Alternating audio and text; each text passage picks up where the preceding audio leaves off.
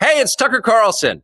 You often hear people say the news is full of lies, but most of the time that's not exactly right. Much of what you see on television or read the New York Times is in fact true in the literal sense. It could pass one of the media's own fact checks. Lawyers would be willing to sign off on it. In fact, they may have. But that doesn't make it true. It's not true. Wordsmiths of the devil. I want to put it on a shirt. I just don't know who would ever wear that. But let me continue with Tucker Carlson. At the most basic level, the news you consume is a lie of the stealthiest and most insidious kind. Wordsmiths of the devil. Facts have been withheld on purpose, along with proportion and perspective. Wait until you get to the punchline of this, people. For those listening on podcasts, this is Viva interjecting with Tucker Carlson's most recent announcement. You are being manipulated. How does that work? Let's see.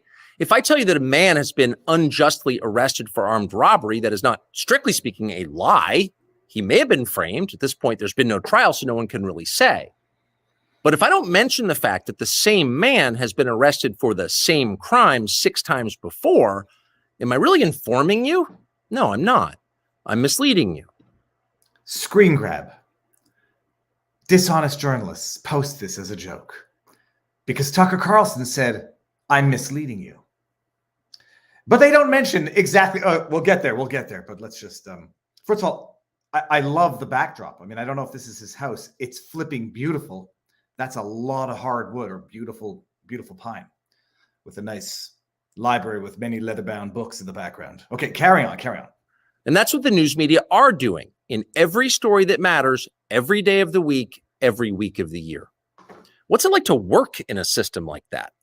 After more than 30 years in the middle of it, we could tell you stories. Please, Tucker, tell us stories. In fact, I would love for you to come on and tell us the stories. Okay, we'll get to the end of this. The best you can hope for in the news business at this point is the freedom to tell the fullest truth that you can.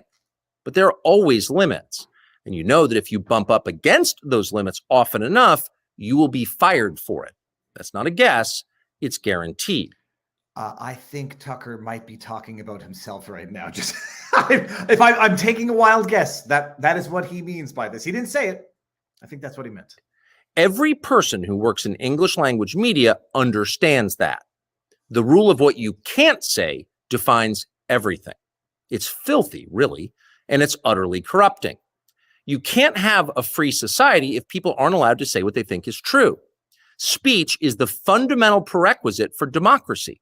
That's why it's enshrined in the first of our constitutional amendments. Amazingly, as of tonight, there aren't many platforms left that allow free speech. There's one, even though people think that it's not you can't say certain words, the F word, although they seem to get censored. I think that might be a settings issue. Tucker has decided to go with Twitter over Rumble. I don't know anything of any internal deals offerings. There was an offer from Valuetainment. There was an offer from Daily Wire, from what I understood. Tucker has opted to go with what he thinks is the last bastion of free speech. I'll respectfully agree to disagree. Twitter's one of the last bastions.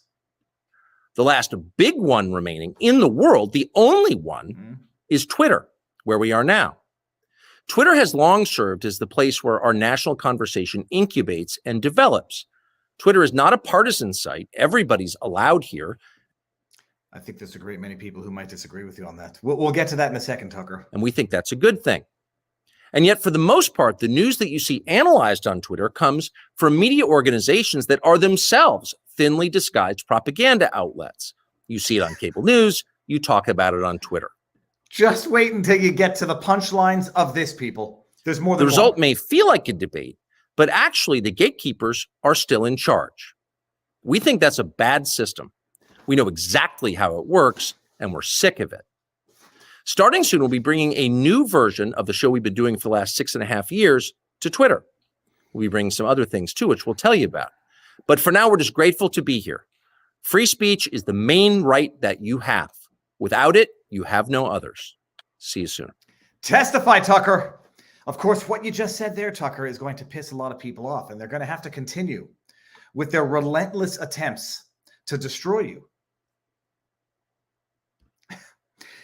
Prospering Woman says he is right regarding the size of Twitter. Rumble would crash with 7 million people watching a live stream. We're going to see what's going to happen. People still view Twitter as a tweet website, not appreciating that when you pay for Twitter Blue, people, because the blue check mark now no longer means anything. When you pay for Twitter Blue, you get to edit your tweets, not replies and not replies to other people's tweets. And you get to post long format video. And I've got to tell you, I don't know how I lived for so long without the ability to edit tweets and without the ability to post anything longer than 2 minutes and 20 seconds.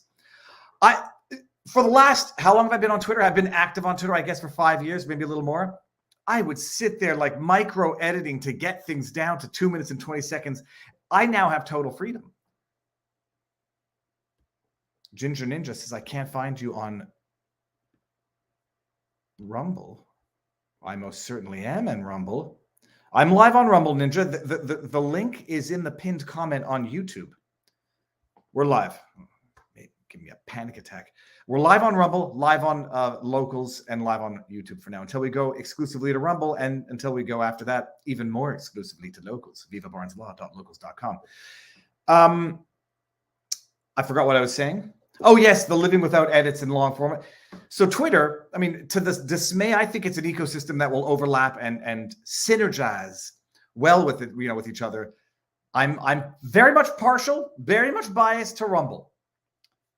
But Twitter is competing with YouTube in long-term format, a long-term video format, and a place for uncensored discussion where I tend to think, to some extent, truth prevails. It's got its problems. To some extent, the cream rises to the top, although I've got an analogous expression to that. The cream rises to the top as if to suggest that quality, ends up trumping in the long run. But you know what else rises to the top? Anyone who's, floaters also rise to the top. So poo-poo also sometimes rises to the top. It's not always a good thing. So sometimes, disinformation, misinformation, and the noise rises to the top on Twitter, as we're going to see today in the wake of the orgasmic wet dream of the left. Trump has finally been found liable of battery, not the more serious charge. And we'll try to make sense of all of this, people. We're going to make sense of all of this when we go to Rumble. So sometimes the noise does rise to the top, even on Twitter. But my goodness, as far as it goes, because your alternatives are Twitter versus Facebook, Rumble versus YouTube. As far as it goes, Twitter is the place to actually get information and to actually, have competing ideas, competing arguments. Rumble is, as far as video hosting goes, and as far as media platform goes, as far as media platforms go, as far as a media platform goes, there's a difference. Not Tucker Carlson, but Stephen Crowder pointed it out. There's a difference between social media and media. And to some extent, YouTube is for social media, viral videos and some other stuff, which is not relevant when it comes to the absolutely important discussion about free speech and information.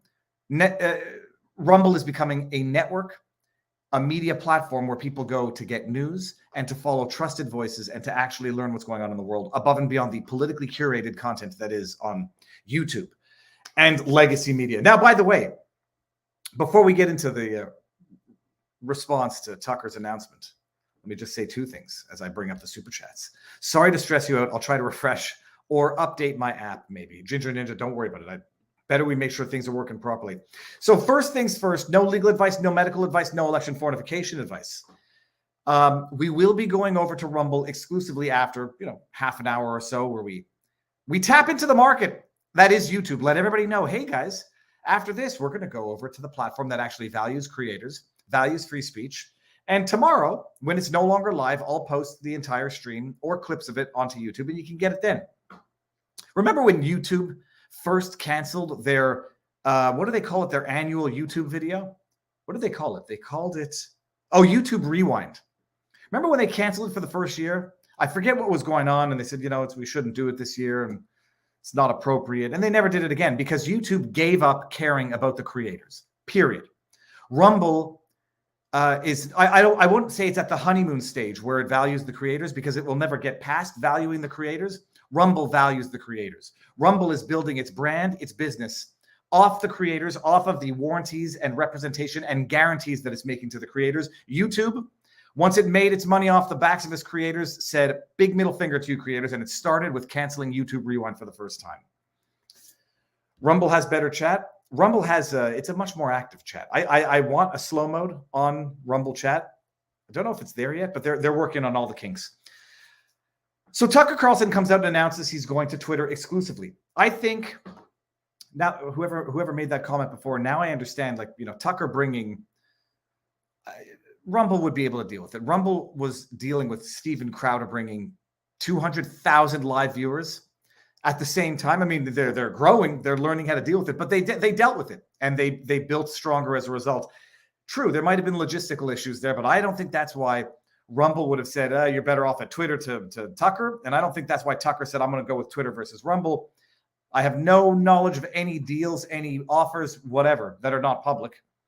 And I do think that Tucker's probably at a point in his career now where it's not about the money. So between 100 million from Valuetainment, you know, if it was an extra 10, 20 million at Twitter, I don't think that would move the needle. I think right now it's, guarantees that he will not be foxed. He will not get foxed hard like he did this time. And also reach and relevance. Not that he wouldn't have had that on any other platform. I think he just thinks, Twitter is now where the discussion is going the right place. And God bless him. Godspeed. Kick some ass, Tucker, as you will. But with ass kicking comes jealousy making. Let me just see here. And it's an ironic thing that it comes on the heels of Trump's being found liable for sexual battery, not rape, battery, and thus liable for defamation for having denied that the sexual assault, which the jury came to the conclusion didn't happen. When he defended himself against that, he committed defamation. When he said it didn't happen, she's a nutcase. He committed defamation in denying an event that the jury concluded did not happen, even according to the balance of the probabilities. We're getting ahead of ourselves. Where was the article from CNN? Oh, yeah, here we go. This is speaking, coming off the heels of defamation judgments out of New York. Coming off the heels of Tucker Carlson's message itself, which we just listened to together. How the media misinforms through omission, or just outright editorializes to the point of, listen to this tweet from CNN. I mean, I thought it was a joke. I thought it was a parody.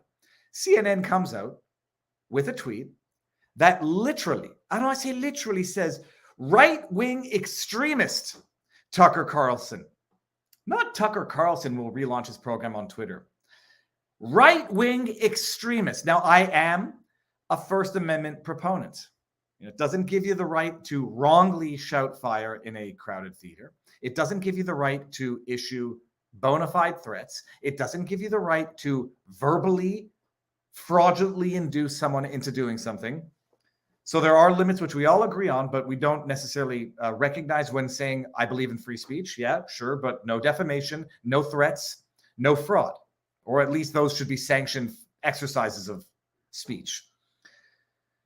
I believe people should be allowed to accuse others of right-wing extremism. It's quite clearly an opinion.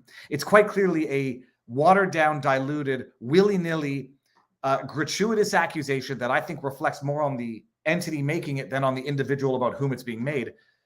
And it's not recognized as defamation under American law yet. Who knows? I mean, they're getting very willy-nilly with what's recognized as defamation under U.S. law.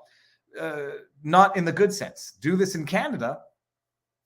Actually, I do wonder if Tucker could sue in other jurisdictions for what would be defamation in those other jurisdictions, even if it wouldn't be defamation in the United States. But set that aside. Right-wing extremist Tucker Carlson will relaunch his program on Twitter, a platform he praised as the only remaining large free speech platform in the world after Fox News fired him last month. Yeah, it's such a free speech platform. It allows jackasses like the CNN to come out and refer to Tucker Carlson as a right-wing extremist. So, and I don't think there's anything of news in this. Right-wing extremist, they say it here again. He announced he's coming over to Tucker. Carlson made the announcement in a video, which got more views. Tucker Carlson's last 2 videos probably got more views than CNN in the last month. Twitter has devolved in recent months into a chaotic platform where the traditional press has come under assault from the billionaire. Chaotic opinion, devolved opinion, traditional press getting the rightful mockery that it deserves, much like you deserve for this statement, CNN. Speech is a fundamental, well, they're going to go over his statement, yada, yada. Although Carlson did not directly address his abrupt firing from Fox News in the video, he strongly alluded to it. The best you can hope for in the news business at the point is the freedom to tell the fullest truth that you can, but we always have limits. All right, whatever. I just wanted to show you that it's a joke. We don't need to give CNN any more airtime than that. Yeah, I don't know. Legacy traditional media has come under fire. Yeah, because you're a bunch of lying propagandists, defamatory, defaming, lying propagandists. And you proved it, CNN, in that short little tweet and that article in which you referred to Tucker Carlson as a right-wing extremist.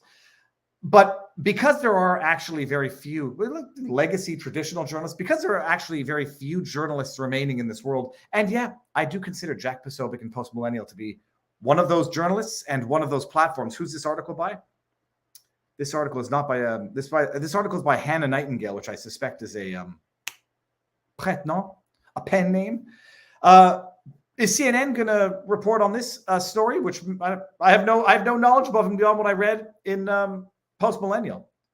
I know nothing more than what I believe everything I read in the New York Post. Anybody who gets that movie reference gets a pat themselves on the back. Breaking, Carlson was told by a member of the Fox board that he was taken off the air as part of the Dominion settlement per Tucker's legal team. I'm going to pat myself on the back a little bit for this, but also highlight the benefits of making multiple predictions, or at least hypothesizing multiple sequences of events, and that if any one or all 3 of them turn out to be true, you could say, look, I said so. I got the impression the timing of the firing of Tucker Carlson was to ostensibly, superficially make it look like he was responsible for the Dominion defamation lawsuit and the Dominion defamation settlement, the whopping, astronomical, incomprehensible, legally unprecedented settlement of $787.5 million. I love where they put in a 0.5 million on a 780. Could they not either round it up or round it down on both ends? Like, is that how they negotiate? I want 800 million. We want 750. 787.5. No, it has to be 788 million, not a penny less. Regardless. I said that it looked like they were throwing Tucker under the bus, making it look like there was a causal link between Tucker Carlson, the defamation lawsuit, and Fox's unprecedented decision to settle for $800 million on the eve of the trial. But I said that makes no sense because Tucker Carlson was the only one at Fox News calling out Sidney Powell for not actually bringing the evidence of the Kraken. So this is apparently what's going on. It might have been part of the settlement. We don't know because we haven't seen the settlement. Never will. And I suspect we'll never get anything more than allegations of this, because it would be wildly, if anyone found out that someone was violating whatever NDA was associated with that settlement agreement, it would be a big problem. On Tuesday, it was revealed that Fox News settlement with Dominion voting system over the claims of the 2020 company, voting machines, role played in election, yada, yada, yada, was the reason why former Fox News host Tucker was taken off air. 2 people briefed on the conversation told Axios that Carlson had been told by so this is like, okay, 2 people briefed, said that Tuckerson was told by blank. It's totally plausible, totally logical, and makes perfect sense. They're pissed with Tucker Carlson. He's a very, very wildly successful populist voice. They don't want Trump, hell or high water. Word on the street is that Fox News has already called Arizona for Biden. Bada bing, bada boom, I'm joking. 2 people briefed on the conversation told Axios that Carlson had been told by a Fox board member that he was taken off air abruptly last month as part of the settlement with the Dominion voting. I mean, it only makes sense. Okay, then we got the $787.5 million settlement was reached by the 2 parties came less than a week after it was revealed that Carlson was off the air with his final show. The settlement reached by the 2 parties came less than a week after it was revealed that Carlson was off the air, with his final show being the Friday. I thought, oh, that's funny. I thought Tucker was taken off air after the settlement. Chat, let's fact check this in real time. Was Tucker Carlson taken off air after the settlement was reached, or after the settlement was announced, or after it was let me read this again one more time. It says the settlement was reached by the two parties came less than a week after it was revealed that Carlson was off the air. I thought the timing was backwards, was the inverse on that. Doesn't matter.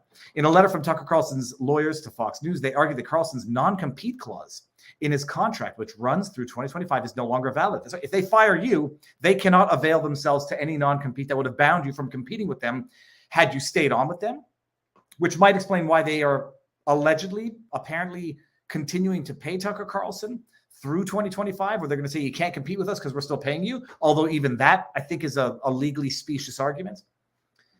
Alleging that Fox employees, including Rupert Murdoch himself, broke promises to Carlson intentionally and with reckless disregard for the truth. The lawyers accused Fox executives with two sources told Axios are Viet Din and Murdoch of making material representations or promises to Carlson that was intentionally broken. The revelation comes as Tucker has launched his new exclusive show on Twitter. So it's an interesting thing.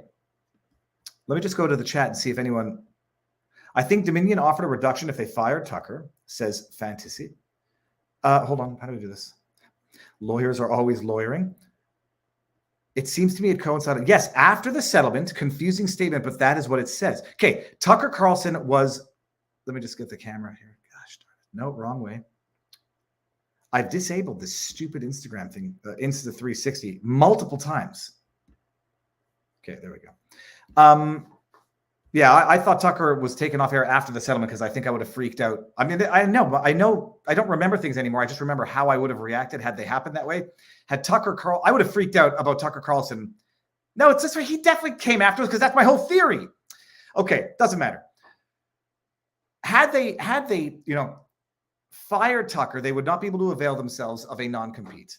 As it was, they seem to be paying him until 2025, so he's still under contract. So in theory, maybe he can't compete. I don't think that's going to work either, especially when it seems that someone at Fox is leaking defamatory, what they think is defamatory videos or prejudicial videos to Media Matters.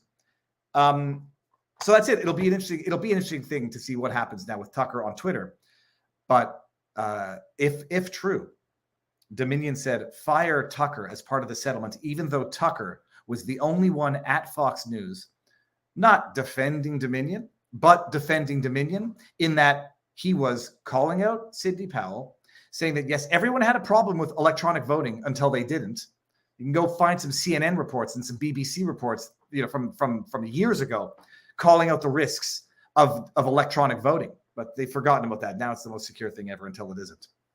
Tucker Carlson was the only one at Fox News holding Sidney Powell's feet to the fire on failing or refusing to deliver on her promises of releasing the Kraken. So it would be very, very interesting if Dominion, in fact, insisted that as part of the settlement, the most populist, influential voice on Fox News be fired. Anyhow, bottom line, to hell with Fox News. And to hell with CNN, those defamatory bastards. What else? There was something else about Tucker Carlson. Oh, that's right. That's right. This one segues into, we're going to talk about this here. Then we're going to go over to Rumble. Oh, I feel bad sometimes when I ratio people on Twitter or bring to light their insidious dishonesty. But if Twitter is good for nothing else, that's what it's good for. And that's what I expect other people to do to me. Not the dishonesty, because I'm never dishonest. Bring to the fore any mistakes that I made, so that I may correct them, retract, and do what is necessary to rectify any mistake that I made. But when people are so overtly dishonest, and we're going to get into the overt dishonesty in the coverage of the Trump guilty conviction, depending on which idiot you listen to, who can't distinguish between a civil trial, which is based on preponderance of the evidence, and a criminal conviction, which is based on beyond a reasonable doubt, we'll get there. One who has been particularly good for content on this subject, Rachel Gilmore, people, also known as Canada's Taylor Lorenz, also known as perhaps the most shameless source of disinformation, misinformation, woke journalism, comes out with this tweet yesterday. I have a feeling this image is going to be very useful. You're right, Rachel, but not for the reasons that you thought it was. She puts up this screen grab and it says, I'm misleading you. It's funny. I had watched the video. I didn't remember this statement in the video. I thought this was from another montage. So I go back and watch the video again because the backdrop was the same. Oh, there we go. I've ratioed Rachel on her own tweet where I think she got 190. Not that it matters, people, but it's an indication that, on Twitter of competing ideas. And I was just listening to the Japanese scientist on Joe Rogan. I keep messing up his name and I don't want to. He says, you only get to the truth. You only get to good ideas by allowing for competing ideas such that the wrong, the bad, and the lieful ideas get pushed to the bottom, and the truth shall prevail, and the truth shall set you free. And I just put this beautiful meme together. I'm not a meme master, as you can see by the way in which this was done. You'll remember what Tucker Carlson said, reality. But if I don't mention the fact that the same man had been arrested for the same crime 6 times before, am I really informing you? No, I'm not.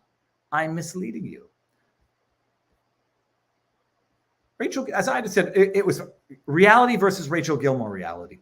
And the ultimate irony is that entire clip from Tucker Carlson was specifically about how the media, how dishonest journalists, how propagandists, state-funded propagandists, although in Rachel's case, she no longer works for Global News, which was not state-funded, but it was certainly state-subsidized through its continued promotion of the narrative such that, their COVID ad dollars wouldn't dry up.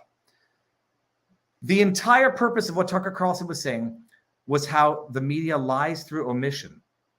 And what did Rachel Gilmore do with that tweet is she attempted to mislead through omission by omitting exactly what Tucker Carlson had said leading up to that. No, I'm misleading you.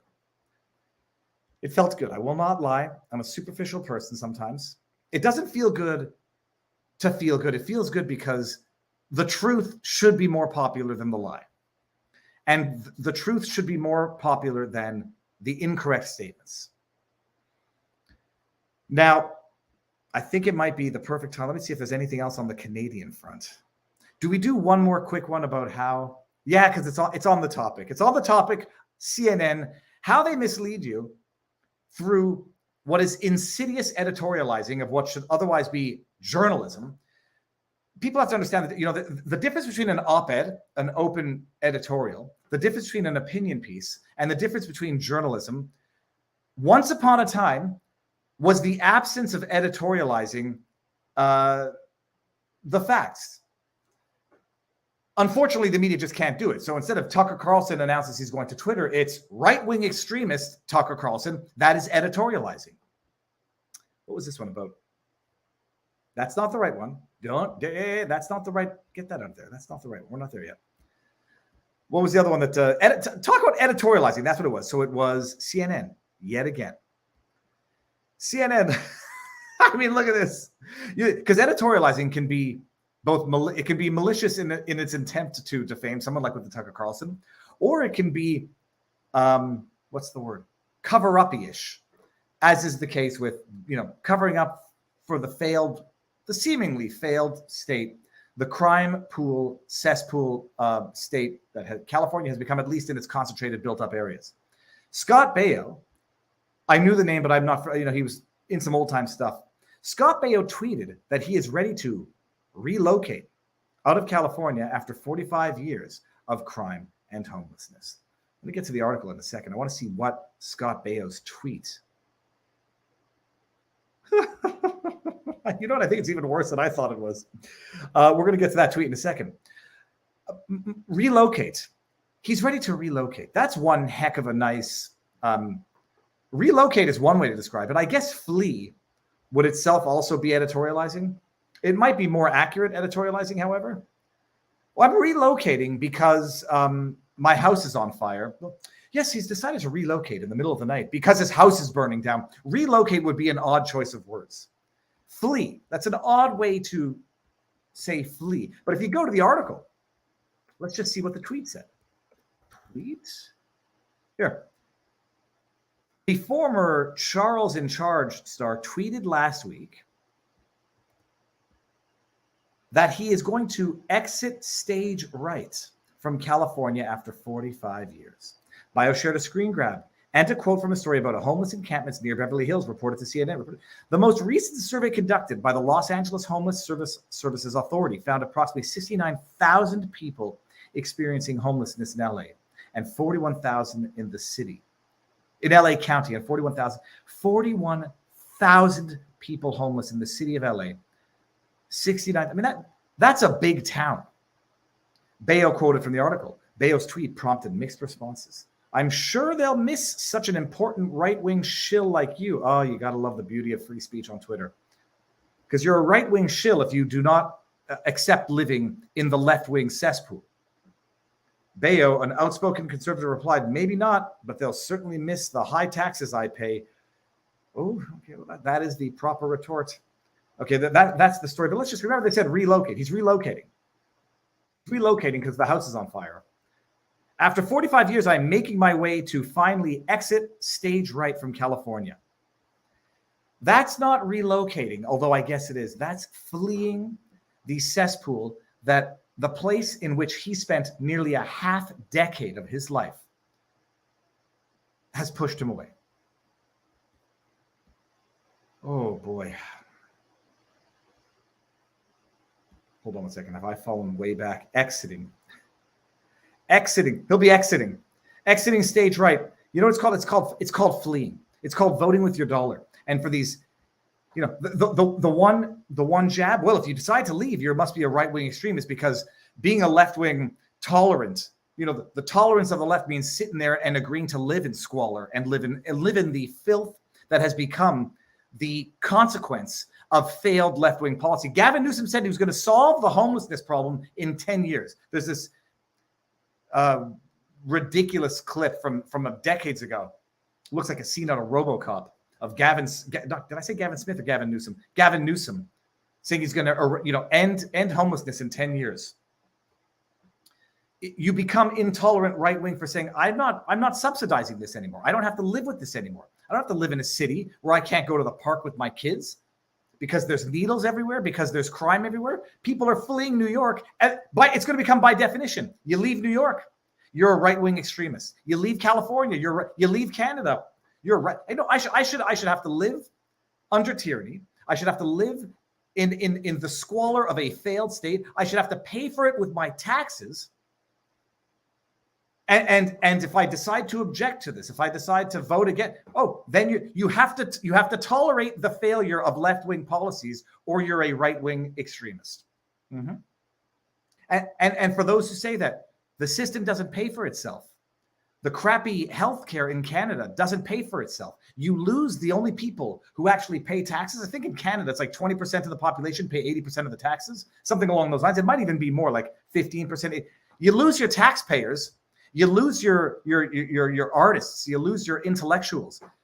That's how a country goes from Venezuela 30 years ago to Venezuela today. You don't own people, despite what you think. And you don't own their tax dollars, despite what you think. And when those tax dollars dry up, well, then your crappy infrastructure can't even pay for itself. What do you think happens then? That's great. It's like what they do in Quebec, by the way. It's like what they did when they threatened to separate in Quebec, where they moved for referendum twice, 78, 96. What happens? Anglophones, allophones, people with money, people who make money, people who pay taxes left. And they went to Ontario. They went elsewhere in Canada. What happened to Quebec? There's a reason why it's known as the land of the orange cones. You lose your taxpayers, you lose your free healthcare. As though the free healthcare even works as it is now, and as though the free healthcare is even free. 50 cents on every dollar you pay in taxes goes to the healthcare system directly or indirectly. From what Éric Duhaime told me, the leader of the Conservative Party of Quebec. So you have one referendum, chase out your Anglos, chase out your Allos, chase out your, not that you're their biggest taxpayers. I don't know if Anglophones or Allophones paid more taxes than Francophones who stayed. You chase them out. What ends up happening? Toronto, that awful city that is like New York without the charm, becomes the artistic hub, the economic hub of Canada. It didn't happen I would say it didn't happen organically. It happened as a result of chasing out Anglos from Quebec with the first referendum and the second referendum. And they're doing it again now with their third revamping of Bill 101 under Bill 96 and making it even harder for allophones, Anglophones to live and do business in Quebec. Can't share any anecdotes that are not personal, but that's what happens. Enjoy it. Okay. Viva, your plan to entice the masses from YouTube to Rumble may have reached its inflection point. 2,300 on Rumble, but only 1,000 on YouTube. Go Rumble. Yeah, no, well, true. And I still say this is the intro because anybody watching it afterwards should know. But yeah, it's quite impressive, Pasha. I mean, even for our Sunday night streams, we'll have a few thousand people, 4,000 or 5,000 people on YouTube, and then they come over to Rumble, and then we hit 20,000 people on Rumble. It's magnificent. Anyhow, speaking of inflection point, it might have reached it. You might be right, and that's the perfect segue to head on over to Rumble. Let's get. Oh my God, we're going to get into the Trump stuff, people. It's discouraging. Makes it hard. You sit around and you're sort of always distracted by the absolute stupidity and insanity of the world. You need some minor outflow of money, but not a lot. George Fenneberg. Fox Belows. No, hold on. Fox Belows. Hold on. What was this? Okay, I don't know what that chat means, so I'm not going to bring it up. All right, everybody, you got the link for Rumble. We're going to go over there in 5 seconds, 4 seconds, 3, 2, 1.